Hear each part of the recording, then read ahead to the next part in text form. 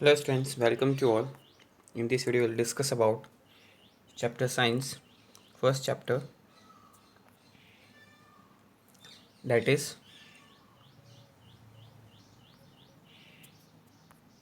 crop productions and management.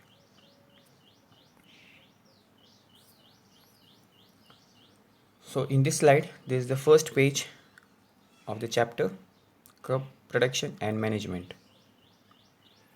So in this chapter, we are giving the focus on crop cultivations. किस किस पे discuss करेंगे इस chapter में हम? Focus on crop cultivation, cultivation होती कैसे है, खेती agriculture, which in turn provides food for the survival of the entire population. You will learn in detail about crops, their production and management. Fine. So we all need food to survive. In fact, food is one of the most important and basic needs of every human beings. जैसा कि हम जानते हैं हमें जिंदा रहने के लिए किसकी ज़रूरत पड़ती है? फूड की. और फूड ही एकमात्र ऐसा सहारा है जो ह्यूमन बॉडी की जो सारी नीड्स है, रिक्वायरमेंट्स है, वो पूरी करता है. The basic human need is obtain from plants. The major foods such as cereals, सभी प्रकार के धान, पल्सेस, सभी प्रकार की दालें, वेजिटेबल्स, सब्जियां, फ्रूट्स, फल. इसके अलावा ये हमें सारी चीज़ें मिलती है. इसके अलावा जो एनिमल्स हैं उनसे हमें क्या मिल रहा है? एग्स मिल रहे हैं. फॉर एग्जांपल एग हैन से मिल रहा है. Meat from the various animals. तो प्लांट एंड एनिमल दोनों क्या है? इंटरडिपेंडेंट है एक दूसरे के साथ. लेकिन प्लांट के बगैर हमारी जो लाइफ है वो है पॉसिबल नहीं है. India has also always been primarily agricultural country. Agriculture was known to the people thousands of years ago. और इंडिया को क्या माना जाता था? यह माना जाता है कृषि प्रधान देश. और ये जो एग्रीकल्चर है ये आज से नहीं, थाउजेंड्स ऑफ ईयर्स पहले से हमारे जो एंसेस्टर्स हैं, पूर्वज हैं, वो सब इसको करना सीख गए थे. तो ऋग्वेदा में ये बताया गया है कि एग्रीकल्चर जो समय होता था तो जो हल है वो किसका बना होता था? लकड़ी का, wooden plough, were pulled by bulls और ऑक्सन, जो बैलों से खींचा करते थे. सीड्स शॉन होती थी इसी की मदद से, यानी जो हल है लकड़ी का उसके ऊपर एक कीप लगाई जाती थी, फनल जिसे कहा जाता है, उसके थ्रू बीजा जाता था. कटिंग के लिए सिक्कल यूज़ करते थे. ठीक है. आ, कह सकते हम डी शेप या सी शेप में जो कर्व्ड है उसी तरह का एक औजार होता था, उसे काटा जाता था, थ्रेस्ट किया जाता था, है ना. यानी धान जो कटिंग हो जाती थी उसके ऊपर एनिमल्स को घुमाया जाता था ताकि क्या हो? दाने बाहर निकल जाए और कचरा अलग हो जाए. कैनल्स वे डग फॉर इरीगेशंस, है ना. छोटी छोटी नहरें बनाई जाती थी सिंचाई के लिए. इरीगेशन मीन्स सिंचाई. कैटल डंक, cattle means group of the animals Rudyard by the farmers, जो पाला जाता था किसानों के द्वारा सारे जानवरों को मिक्स करके, जैसे काऊ, बफेलो, गोट, शिप, इन सबको हम कहते हैं कैटल. तो उनका जो गोबर है, डंक, वो इस्तेमाल होता था एज अ मैन्योर, यानी खाद. So as the time passes by agriculture kept on progressing. Right after the independence of our country, as early as in 1948, the country's first Prime Minister, Jawaharlal Nehru, said, "Everything can wait but not agriculture." तो जैसे जैसे time निकलता गया agriculture आगे बढ़ता रहा. और specially India की बात की जाए 1948 में प्राइम मिनिस्टर जी ने ये कहा था कि everything can wait but not agriculture. तो आज़ादी के बाद भी सबसे पहला फोकस किस पे दिया गया?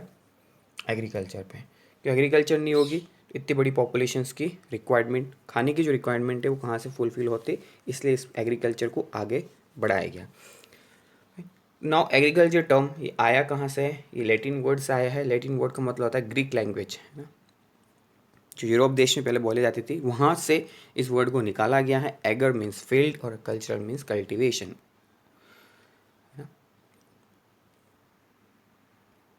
Next, agriculture this is the cultivation of field और लैंड. तो एग्रीकल्चर का मतलब क्या हुआ? Agriculture is the cultivation of field और लैंड. किसी ज़मीन पे कल्टीवेशन, किसी धान को उगाना ही क्या कहलाता है? आपका agriculture.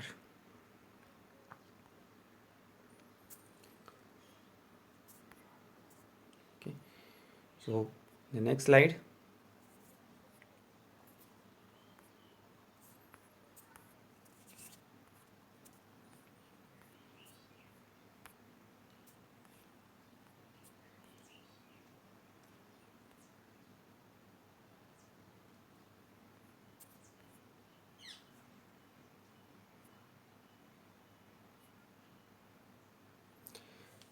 broader sense, it is the science of growing plants and raising animals useful to humans. Agriculture includes the cultivation of land and breeding and management of crops and animals. तो agriculture क्या include कर रहा है ना? पहला ये include कर रहा है that agriculture includes the cultivation of land and breeding and management of land breeding and management of crops and animals. ये आपके हमारे एग्रीकल्चर का part. Next horticulture. Hortus means garden, culture means cultivations. Is a branch of agriculture that is the science of growing vegetable, fruits and ornamental plants. ठीक है. Agriculture के बाद एक department आता है that is horticulture. Hortus means garden. इसमें क्या होगा? Is the cultivation, is a branch of agriculture and is the science of growing vegetable, fruits and ornamental plants. तो वेजिटेबल्स आप सबको पता है, फ्रूट्स आपको पता है. ऑर्नामेंटल प्लांट्स क्या होते हैं? ऑर्नामेंटल प्लांट्स यानी वो पौधे जिनको हम घरों में सजावट की तौर पे इस्तेमाल करते हैं. जितने भी फूल्स हैं, डेकोरेटिव फ्लावर्स हैं, वो हॉर्टिकल्चर के अंडर आते हैं. So quality in agriculture consists mainly of activities that are essential in improving the environment for the growth of plants and animals and improving the usefulness of the plants and animals. तो agriculture की quality कैसे बढ़ेगी? Agriculture की qualities तब बढ़ेगी जब हम activities बढ़ाएंगे. कैसी एक्टिविटीज़? Improving the environment. किसका एनवायरनमेंट? For the growth of plants and animals. और ग्रोथ ऑफ प्लांट्स और एनिमल्स क्यों? For the improving the usefulness of plants and animals. तो उनकी ग्रोथ हमें क्यों करनी? ताकि हम उसे क्या करें? अच्छी तरह से इस्तेमाल कर सकें. तब जाके क्या बढ़ता है? एग्रीकल्चर की क्वालिटी बढ़ती. तो to improve the environment of plants and animals the soil is prepared for their growth. इनकी ग्रोथ तब होगी जब हमारी मिट्टी अच्छी होगी, राइट. फर्टिलाइजर्स आर यूज, उसके लिए हम क्या करते हैं? खाद यूज़ करते हैं. Harmful insects and pests are remove for the killed. और जो भी इंसेक्ट्स हैं, है ना, कीड़े होते हैं ज़मीन में या पौधों पे लगते हैं, बाहर पेस्ट जो उनको खाते हैं यानी पक्षी वगैरह खाते हैं, इन सबको हटाने के लिए हम क्या करते हैं? फिर पेस्टिसाइड्स या फिर इंसेक्टिसाइड्स, दवाएँ इस्तेमाल करते हैं एग्रीकल्चर में. The feed of the animals and their shelters are taken care of. इसके अलावा जब कल्टीवेशन के बाद जो फॉडर बचता है यानी जो चारा बचता है, वो हम किसके लिए इस्तेमाल करते हैं? फॉर द एनिमल्स, उनकी केयरिंग के लिए. The usefulness of the plants and animals is improve bye growing selected qualities of plants and animals. अब प्लांट्स और एनिमल्स की ग्रोथ या उनका यूज़फुल हम यूज़ अच्छी तरह से लें, इसके लिए हमें क्या करना पड़ेगा? हमें ये सेलेक्ट करना पड़ेगा कि बेटर क्वालिटी का प्लांट कौन सा है, बेटर क्वालिटी का एनिमल कौन सा है. तो varieties of good seeds are chosen for planting. High breeds of animals are rare to increase their yield. तो एग्रीकल्चर करने के लिए हमें गुड सीड्स की ज़रूरत पड़ती. इसी तरह से हमें हाई यील्डिंग के लिए, हाई यील्डिंग की कहने का सेंस ये हुआ कि अगर काव है तो काव कौन सी काव ज़्यादा मिल्क दे रही है, बफेलो तो कौन सी बफेलो मिल्क दे रही है, शिप है तो कौन सी शिप ज़्यादा वुल देती है. तो इस तरह के एनिमल्स को हमें सेलेक्ट करके फार्मर क्या करते हैं? रेड करते हैं, पालते हैं. The land where plants are cultivated is known as field. वो ज़मीन जहाँ पे खेती बाड़ी की जाती हो, प्लांट्स को हम कल्टिवेट करते हैं, उसे हम कहते हैं field. If we visit a field during different period in area, we can find the farmers performing various activities. तो हम अलग अलग सीजन में अगर हम कहीं जाते हैं, किसी खेती में अगर हम जाएंगे, तो हम ये देखेंगे जो किसान हैं वो अलग अलग एक्टिविटीज़ करते हैं खेतों के अंदर. कैसी एक्टिविटीज़? जैसे पहला आ रहा है लाइक प्रिपेयरिंग ऑफ सॉइल. मिट्टी को तैयार करना. तैयार कैसे करना? उस पर हल चलाना ताकि क्या हो, नीचे की मिट्टी ऊपर आ जाए, सॉफ्ट हो जाए मिट्टी. इसके बाद बीजों को बोना, पानी देना, irrigation, watering the field. Once the crops are ready for mature, the farmers harvest them. फिर क्रॉप जैसे मैच्योर होते हैं वो कटिंग के लिए चले जाते हैं, उनको स्टोर करते हैं, फिर डिस्ट्रीब्यूट करते हैं ग्रेन्स को. All this activities of the farmers are called agricultural practices. If you have ever seen a tractor in the field, you have seen one of the most common machine used by farmers in the field. Farmers use all kind of machinery to make the job of growing crops easier. The tools required to carrying out the activities involved in the cultivation of plants are known as agricultural implements. ठीक है. अब हम अक्सर देखते हैं खेतों में किसान ट्रैक्टर लेके जाते हैं, उसके पीछे कुछ मशीनें लगी होती हैं जो कॉमन मशीन्स हैं जो सारे किसान उसे यूज़ करते हैं. क्यों करते हैं? अपना जॉब ईजी बनाने के लिए, अपना काम ईजिली करने के लिए. अब इसके अंदर जो भी टूल यूज़ होते हैं, जो भी फार्मर्स टूल यूज़ करते हैं, the tool required in carrying out the activities involved in the cultivation of plants are known as agricultural implements. इनको हम कहते हैं एग्रीकल्चर implements, जो मशीनें फार्मर्स यूज़ करते हैं. Some of these implements are used with the help of some animals like bullock or and camels. ठीक है, कुछ मशीन ऐसी हैं जो क्या करते हैं बैल या फिर ऊंट के द्वारा चलाए जाते हैं, बट हालांकि मॉडर्न टाइम में ये यूज़ अब नहीं होते हैं, हम सारा काम किससे करते हैं फार्मर्स, ट्रैक्टर से ही. This day tractors and harvesters are being used by man in the work. The plant grown in large quantity in a field are called crop plants. Since plants are the major source of food, it becomes necessary to increase the production of crops to meet the food requirement of our populations. अब जो field में जो crop plant जो grow किया जाएगा, जो plant हमारे क्या मेजर सोर्स है फूड का, क्यों वो इंक्रीज़ करेंगे प्रोडक्शन ऑफ क्रॉप्स को. और प्रोडक्शन ऑफ क्रॉप्स का इंक्रीज़ करना क्यों ज़रूरी है, ताकि हम फूड रिक्वायरमेंट है हमारी इतनी बड़ी पॉपुलेशन का वो हो जाए. Farmers cultivate various food crops like cereals, vegetables, and fruits for their own use and also for profit. Based on the type of products obtained, the crops are classified as cereals, pulses, oil crops, fiber crops, and so on. है ना, तो production के हिसाब से crops को divide किया गया है. सीरियल्स अनाज जिसमें चावल आ जाते हैं, है ना, गेहूँ, बाजरे, मकई एक्सेट्रा. पल्सेस में जितने प्रकार की दाल हैं. ऑयल क्रॉप्स जिसमें से हमें ऑयल निकले, जैसे मस्टर्ड है ना, इसमें हमें ऑयल मिलता है, सोयाबीन ऑयल. सनफ्लावर्स है, उसमें ऑयल मिलेगा. फाइबर क्रॉप्स जैसे कॉटन, उसमें हमें क्या मिलेगा, फाइबर, जिससे कपड़े बन रहे हैं. Jute,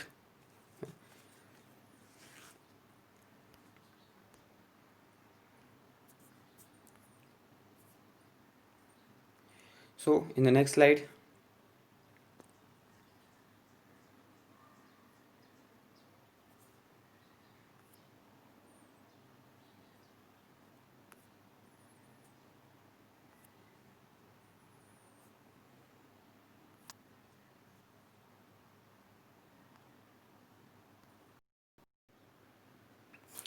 So next is crop season.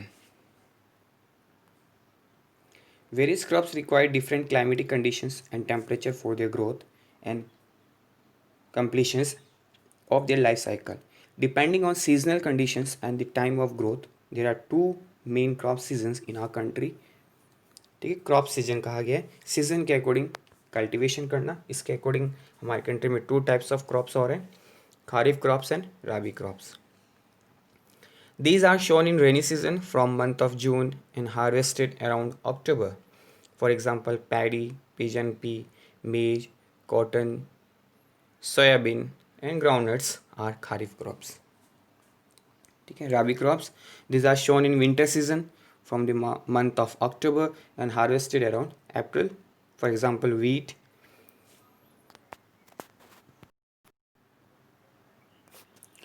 So kharif crop में ये था कि ये हम रेनी सीजन में ग्रो करते हैं फ्रॉम मंथ ऑफ जून, और इसे हार्वेस्ट कब तक किया जाता है, अक्टूबर तक. एग्जाम्पल आ रहा है इसमें पैडी मीन्स धान, राइस जिसे भी कह सकते हैं. पिजन पी अरहर दाल, मेज मक्का, कॉटन रुई, सोयाबीन होता है, ग्राउंडनट मूंगफली. ये सारे क्या हैं, खारिफ क्रॉप्स हैं. राबी क्रॉप्स आ रहे हैं आपके मंथ ऑफ अक्टूबर और हार्वेस्ट होते हैं अराउंड अप्रैल तक. जैसे वीट गेहूँ, ग्राम चने के लिए पीस, मटर, मस्टर्ड सरसों, है ना, linseed, oil seeds, barley etcetera are the rabi crops. तो इन सब चीज़ों करने के लिए क्रॉप प्रोडक्शंस के लिए कुछ प्रोसीजर होता है, उस प्रोसीजर को हम कहते हैं basic agriculture practices of crop productions. Crop productions involves a number of activities like preparation of soil, sowing of seeds and so on, till farmers are able to harvest and store the crop produce. The activities or tasks which a farmer performs to cultivate a crop are referred as agriculture practices. These agriculture tasks are as follows. तो agriculture practices क्या हुई, okay, उसकी line यहाँ से आ रही है. The activities और task which a farmer performs to cultivate crops are referred as agriculture practices. कौन कौन सी, पहला आ रहा है preparation of soil, application of manures and fertilizers, weeding, harvesting and stores. तो one by sowing of seeds and irrigation, one by one हम इसे डिस्कस करेंगे. पहला आ रहा है preparation of soil. So in preparation of soil, before sowing the seeds, it is important to prepare the soil. Preparation of soil is done by turning and losing the soil. The process of turning and loosing the soil is called ploughing और tilling.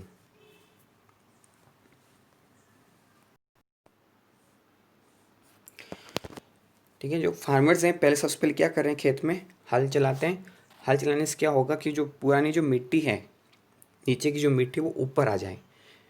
ठीक है, जितना humus है जितना manure ऊपर आए ताकि मिट्टी क्या सॉफ्ट हो। तो इस प्रोसेस को कहा जाता है प्लॉविंग। तो प्लॉइंग की डेफिनेशन यहाँ से क्या होगी, the process of turning and loosing the soil is called ploughing और टिलिंग। अब जो प्लॉविंग और टिलिंग है वो हेल्पफुल कैसे है, देखिए तो ploughing helps the soil in a number of following ways. First is it helps in loosing the soil so that it can hold more water and air. ये इस तरह से मिट्टी को लूज करती है ताकि क्या हो, मिट्टी ज़्यादा से ज़्यादा पानी को पकड़ के रखे और एयर को जब सॉफ्ट होगी। The loose soil also help in growth of earthworms and microbes which makes the soil rich in nutrients. अब जो लूज सॉइल होगी उसमें ग्रोथ क्या करेंगे, अर्थवर्म्स है ना, जो लाल तरह के कीड़े होते हैं, केचुए जिसे कहते हैं, और छोटे छोटे माइक्रो ऑर्गेनिजम्स। तो ये क्या करते हैं, ये सॉइल में न्यूट्रिशंस बढ़ाते हैं। ठीक है, it is also easy to mix the fertilizers and manures in the loose soil. और जब लूज सॉइल रहेगी तो जो खाद या कुछ दवाएं फर्टिलाइजर्स हम डाल रहे हैं खेती में वो जल्दी से क्या होगी, मिक्सअप हो जाएगी मिट्टी में। It aerates the soil, the roots can thus breathe easily, है ना। इस तरह से इसके अंदर एयर एंटर हो जाएगा ताकि क्या हो, जो जड़ें हैं पौधों की वो ईजिली क्या करे, ब्रीथ करें, यानी जो भी उसको चाहिए, है ना, नाइट्रोजन चाहिए तो सॉइल से, मिनरल्स चाहिए, वाटर चाहिए, तो वो ईजिली वो क्या कर सकती है, ले सकती है। It helps in easy penetration of roots of the seeds. तो जैसे हम सीड डाल रहे हैं तो जड़ें निकलेंगी, वो जड़ें ज़मीन के अंदर आसानी से जा सकें, इसलिए प्लॉविंग करते हैं। Nutrient rich soil is brought up from lower level of the soil so the plants can use this nutrients. तो लूजिंग करने का सेंस ही ये हुआ, सबसे पहला स्टेप यही होता है ताकि जो नीचे न्यूट्रिएंट्स दब गए हैं वो ऊपर आ जाएं। It helps in removing the weeds by uprooting them. और जब मिट्टी सॉफ्ट रहेगी, जो चारा उगता है उस चारे को क्या कर सकते हैं, ईजिली हम हाथों से हटा सकते हैं।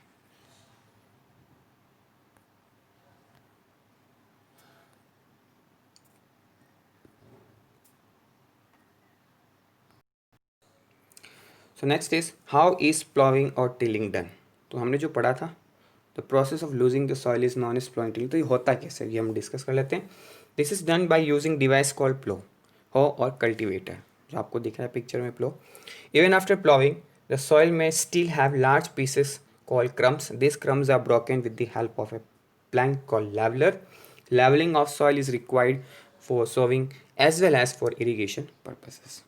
तो जो प्लॉविंग की जाती है विद द हेल्प ऑफ प्लो, प्लो का मतलब हो जाए हल, ये हल के यूज से किया जाता है, दिस इज द प्लो। ठीक है, और प्लॉविंग करने के बाद भी क्या होता है कि कुछ मिट्टी के ऐसे बड़े बड़े टुकड़े बच जाते हैं, तो उन टुकड़ों को लेवल करने के लिए क्या यूज़ किया जाता है, leveller.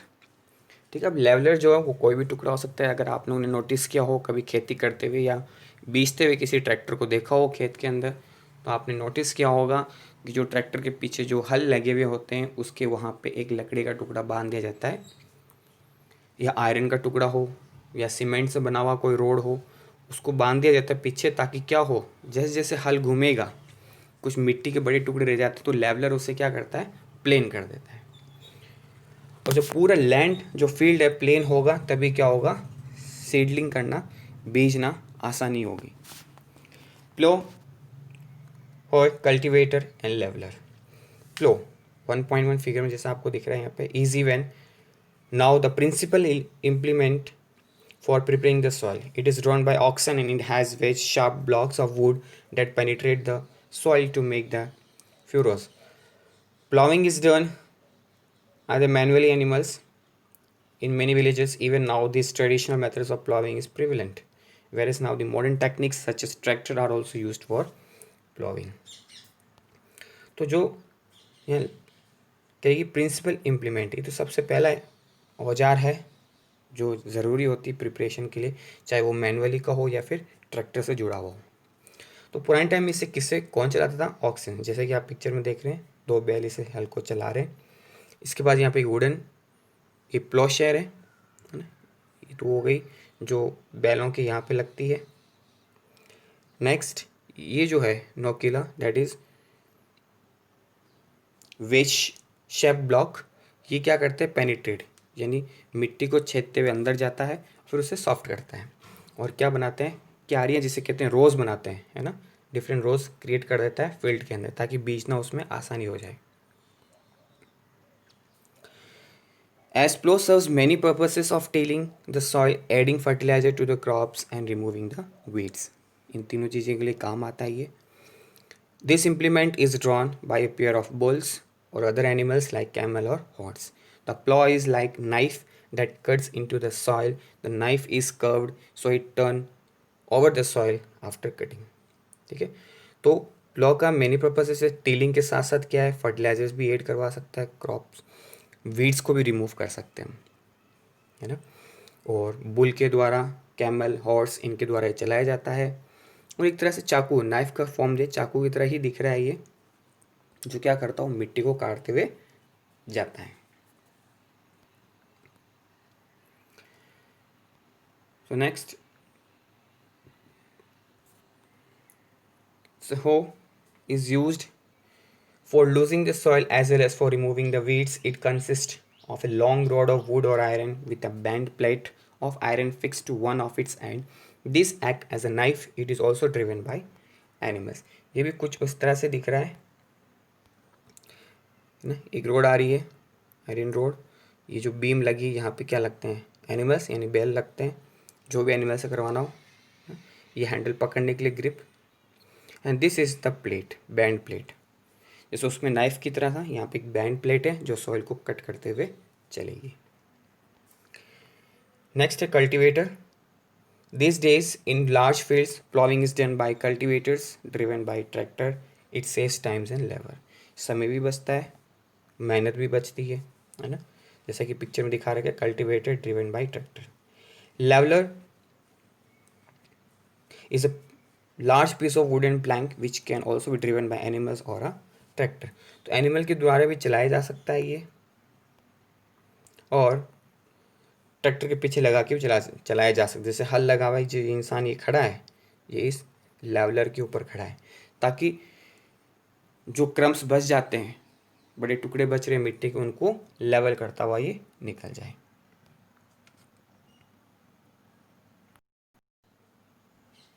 Now the next slides, sowing of seeds.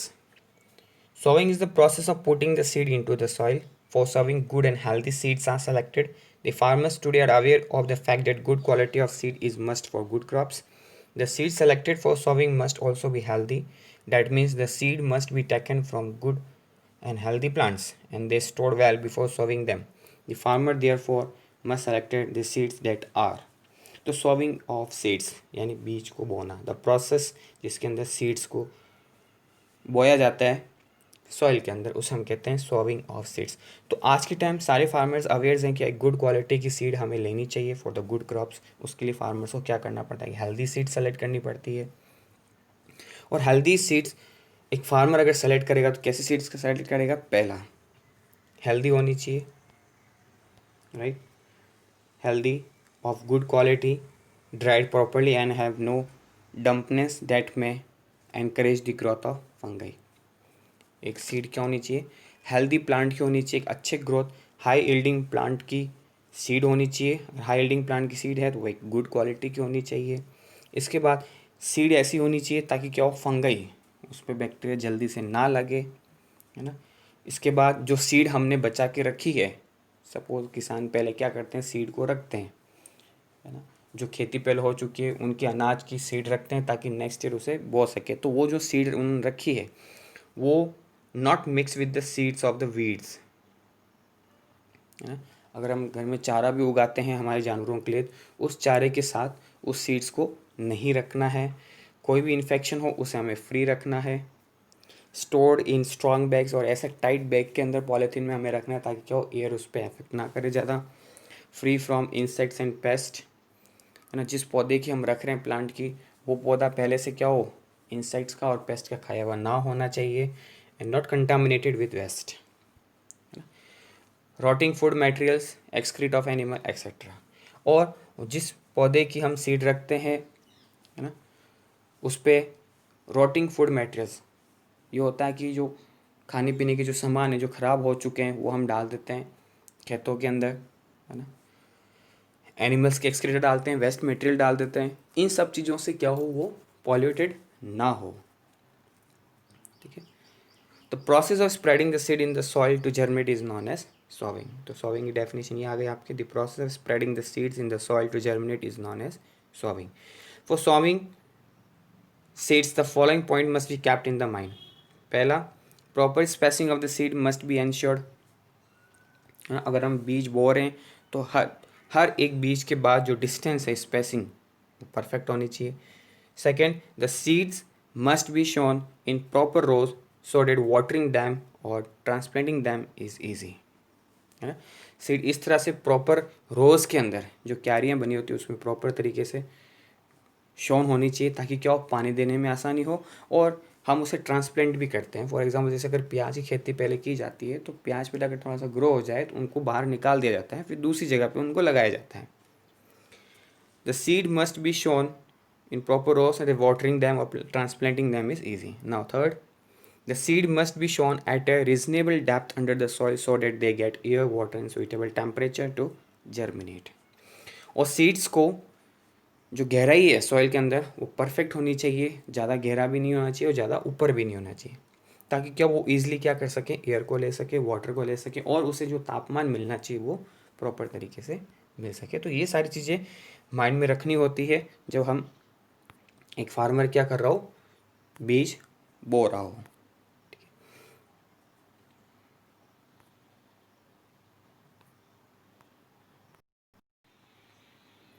So next is seeds must be sown in proper season.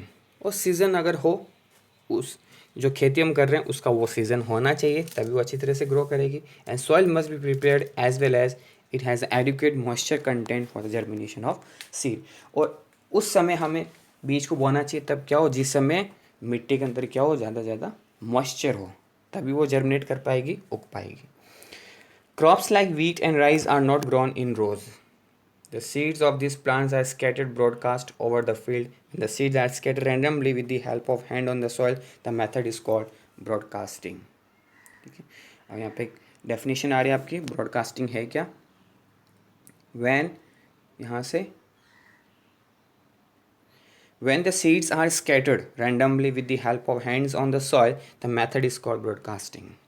क्या होता है, जो बीज है रैंडमली हम किसी सीड ड्रिल की मदद से नहीं कराते हैं, हम अपने हाथों से ऐसे ही उनको बीजों को फेंकते हैं, है ना, एक रोज़ बना दिया जाता है उनके लिए, उसे कहा जाता है broadcasting. In this method seeds are sown manually spread in the entire field with no uniformly of rows. कोई रोज़ नहीं होते हैं, प्रॉपर स्पेसिंग नहीं होती और प्रॉपर डेप्थ भी नहीं होती है, और हम बीजों को इस तरह से फेंक देते हैं, उछाल देते हैं। तो drill, sowing and dribbling are better method of sowing the seeds. Once the seeds are put in just the holes, they are then covered with the soil. This saves times and labor and prevent the damage of seeds by birds। तो वो तो हो गया हमारा broadcasting. लेकिन हमें क्या use करना चाहिए, एटलीस्ट हमें सीड ड्रिल यूज़ करनी चाहिए, ताकि क्या हो, जो सीड है वो प्रॉपर तरीके से एक प्रॉपर रो में चले और प्रॉपर डेप्थ में चले, ताकि उससे हमें क्या मिले, सीड्स को प्रोटेक्ट मिले, वो डैमेज नहीं हो सकती है। डैमेज इन सेंस कि उसे बर्ड ना खा सकें। ठीक है, a simple seed drill has a long pipe with A funnel at the top. देखा है, एक लॉन्ग पाइप आ रहा है, एक फनल जैसा कैप है। It is tied to the plough. ये रहा, ये प्लॉ, ये जो हल है इसके ऊपर टाइट कर दिया इसे। Some seed drills have a common funnel with 5 to 6 pipes. यहाँ है 1 2 3 4 5 पाइप्स हैं। Seeds are put in the funnel, यहाँ फनल में सीड डाली जाती है, and distributed through the pipes in the row. फिर इन पाइप्स के थ्रू क्या होती है, जैसे जैसे हल चलते जाएंगे वैसे वैसे सीड ये निकलती जाएगी। तो seed drills may be driven by animals और tractor. A drill ensures that the seeds are properly spaced, the seeds go into the soil up to the right depth. और सीड ड्रिल से हमें ये निश्चित यानी ये कन्फर्मेशन हो जाता है कि जो सीड्स जा रही है वो प्रॉपर किस में जा रही है, डेप्थ में जा रही है। तो ये एनिमल से भी चलाया जा सकता है और ट्रैक्टर से भी। Next, seeds of rice and many vegetables are not shown directly in the soil. Insist they are first shown in a small plot or a nursery and allowed to grow into small plants called seedlings. Healthy seedlings are then picked out and transferred to the field. This is called transplanting। Clear. जैसे कहा कि पहले हमें क्या करना पड़ता है, जैसे राइस एग्जाम्पल है और काफ़ी कुछ ऐसी वेजिटेबल्स हैं जिनको फील्ड में नहीं ग्रो किया जाता है पहले, है ना, कुछ छोटे से प्लॉट पे या फिर नर्सरी पे कहीं पे भी इनको पहले ग्रो किया जाता है छोटे छोटे पौधों की फॉर्म में, उनको कहते हैं हम लोग सीडलिंग। फिर इन सीडलिंग को ट्रांसफ़र किया जाता है बड़े फील्ड के अंदर, जिसे कहा जाता है transplanting.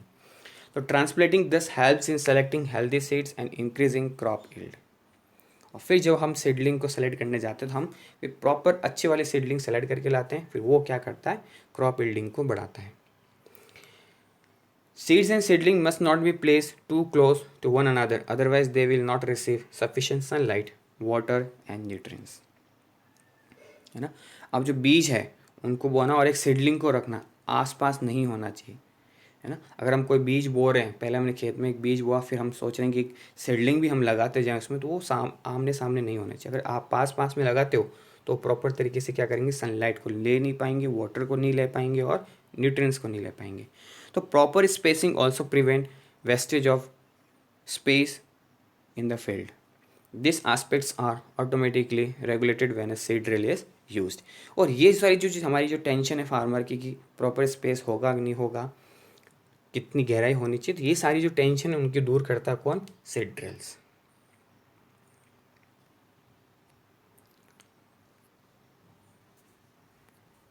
So bye everyone, see you in next part.